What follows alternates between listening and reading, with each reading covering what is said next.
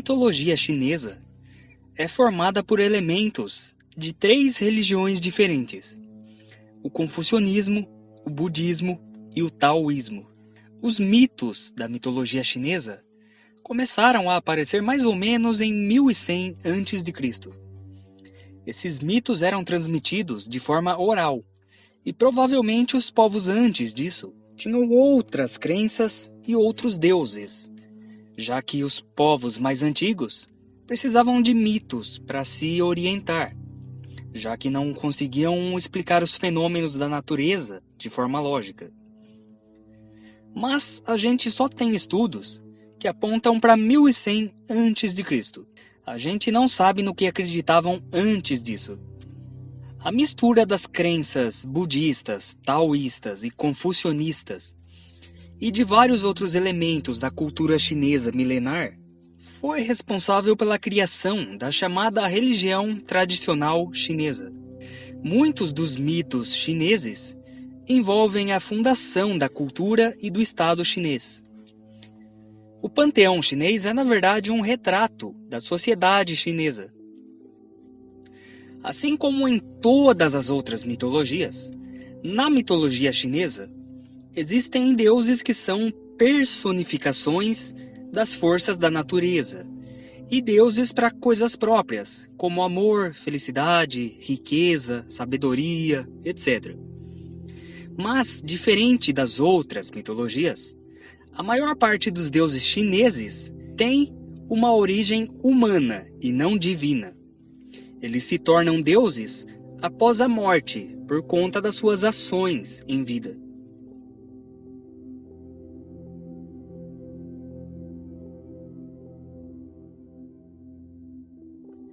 Assim como em todas as outras mitologias, na chinesa também existe um deus principal, anterior a todos os outros e responsável pela criação do mundo.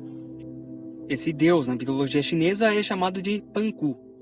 No princípio, quando não existia nada, havia apenas o caos no mundo. E foi a partir desse caos que surgiu Panku. É o primeiro ser com consciência. Ele foi gerado pelo Yin e Yang. E usando um machado, ele dividiu o mundo entre céu e terra. Quando ele morreu, os olhos dele viraram o sol e a lua. O hálito dele se tornou o vento, e os parasitas que devoraram o corpo dele se transformaram nos animais que existem hoje.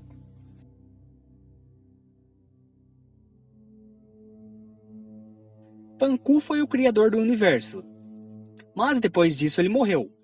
Sendo assim, outros deuses ficaram responsáveis pela criação da humanidade, que são os deuses conhecidos como os 3 soberanos: Nuwa, Fuxi e Shenong. Eles criaram a humanidade e foram os fundadores da civilização chinesa. Nuwa, a deusa criadora da humanidade, se sentia solitária, e por isso ela criou o primeiro ser humano. Feliz com o resultado, ela criou mais e mais pessoas, até atingir um número grande o suficiente para que não precisasse criar mais humanos,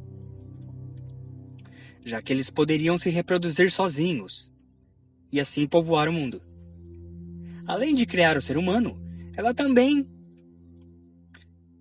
tornou o mundo mais habitável, afastando o céu da terra, que até então eram um em cima do outro, e criando as chuvas, lagos, rios, montanhas e etc. Nuwa se casou com seu irmão e o deus da escritura, Fuxi. Ele foi um importante protetor da raça humana e responsável pelo surgimento de tarefas complexas realizadas pelos humanos, como escrever, forjar metais e definir as estações.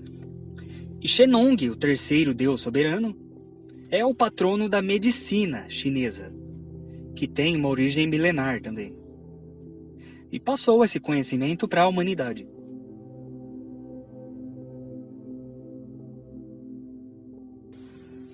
O imperador de Jade, conhecido como o soberano do céu e do inferno, governa tudo o que está abaixo dele. Esse deus é uma entidade bondosa e respeitada. E ele foi o responsável pela criação do zodíaco chinês, que eu já vou falar sobre.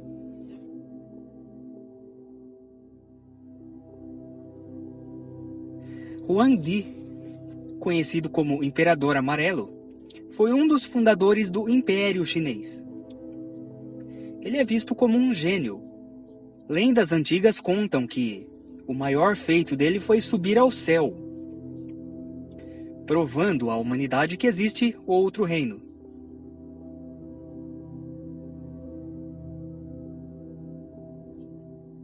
E é um dos mais famosos heróis da mitologia chinesa, conhecido por ser um excelente arqueiro.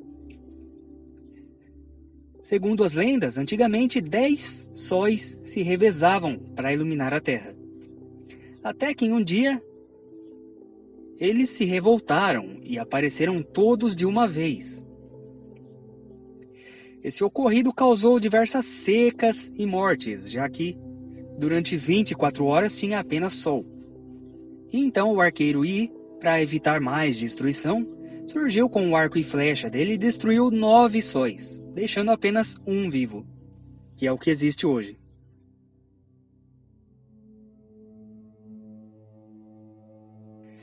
Em vários lugares da China, principalmente em restaurantes, é possível encontrar 3 estátuas que representam os 3 deuses da felicidade.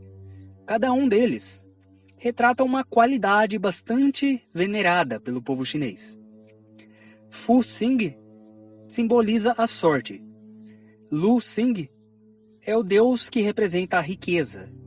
E Shou Xing é o deus da saúde e da longevidade.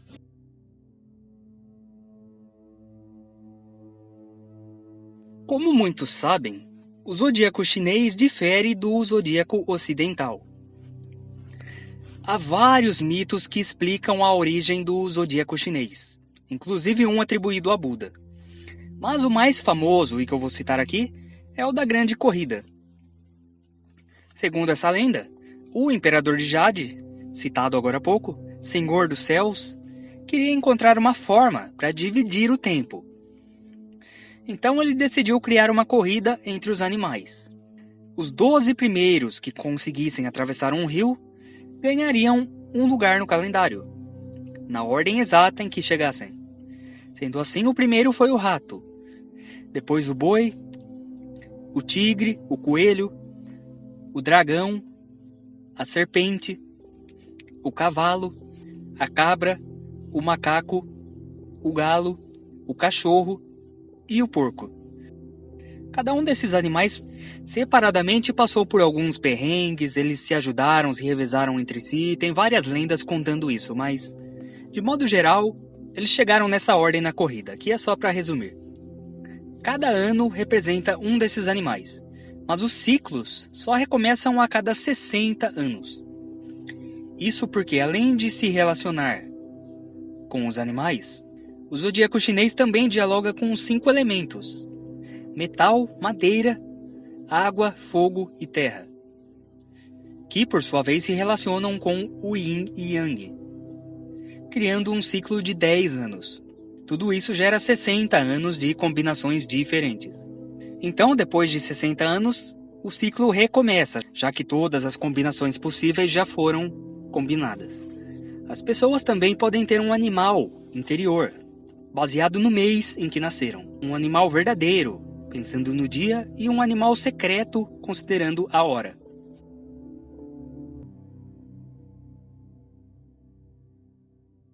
Fora os deuses e a mitologia, o folclore chinês também é composto por lendas populares da sociedade, algumas das quais são muito famosas no mundo inteiro, como por exemplo a Akai Ito, uma lenda de origem chinesa que diz que as pessoas que são almas gêmeas ou companheiras de alma possuem um fio vermelho em volta de seus dedos, que liga essas pessoas desde o nascimento até a morte, nunca se rompendo. Quanto mais distantes essas pessoas estão, mais tristes elas se sentem. Essa lenda em algum momento entrou no Japão e se popularizou muito mais até do que na própria China, que foi de onde ela se originou. Inclusive isso está presente em vários mangás e animes. e também faz parte da cultura japonesa. Outra lenda muito popular também é a lenda do Rei Macaco. Essa lenda é muito mais do que uma simples história para o povo chinês. Ela é símbolo de destemor e perfeição, e existe um festival apenas sobre ela, celebrado no 16º dia do 8º mês lunar do calendário chinês. Essa lenda, também chamada de Jornada para o Oeste, ao longo dos séculos foi sofrendo várias adaptações e modificações. Mas na história original, um macaco chamado Sun Wukong nasceu de uma rocha formada por forças primitivas e se destacou do seu bando, recebendo o título de Rei Macaco. Buscando aprimorar os seus poderes, Wukong treina com um grande mestre taoísta e domina os segredos das artes marciais chinesas, ou do Kung Fu, adquirindo vários poderes extraordinários, entre os quais o poder de andar sobre as nuvens, além de ganhar uma arma que era um bastão dourado que muda de tamanho de acordo com a vontade dele. O Rei Macaco conquistou inclusive a imortalidade, mas ele acabou desagradando Buda e ficou preso por 5 séculos. Até que se ofereceu para acompanhar um monge numa jornada até a Índia, para recuperar sutras budistas, em troca de sua liberdade. A viagem foi longa e perigosa. O grupo enfrentou inúmeras batalhas, e o Rei Macaco teve que proteger o monge de demônios e outras entidades sobrenaturais. Mas eles conseguiram chegar na Índia e retornar à China, onde o Wukong foi reconhecido pelos seus esforços e fidelidade ao monge. Essa história foi criada no século XVI, durante a dinastia Ming, e, como já dito, sofreu várias adaptações. Na Netflix tem vários filmes sobre essa história, e tem um filme famosíssimo também, que é O Reino Proibido, de 2008, que se destaca porque tem o Jack Chan e o Jet Li juntos. E esse filme conta a história do Rei Macaco. O personagem também serviu de inspiração para a criação do Son Goku, do Dragon Ball. O próprio nome Sun Wukong é parecido com Son Goku. O personagem Son Goku também tem um rabo, se transforma em macaco, voa sobre uma nuvem e tem um bastão que cresce conforme a vontade dele.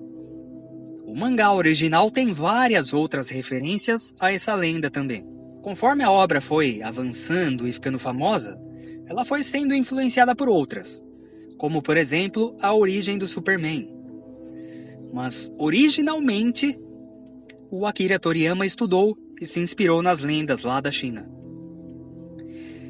E existe uma lenda que não é chinesa, é japonesa, que é a lenda da Yamata no Orochi, que é uma serpente de 8 cabeças.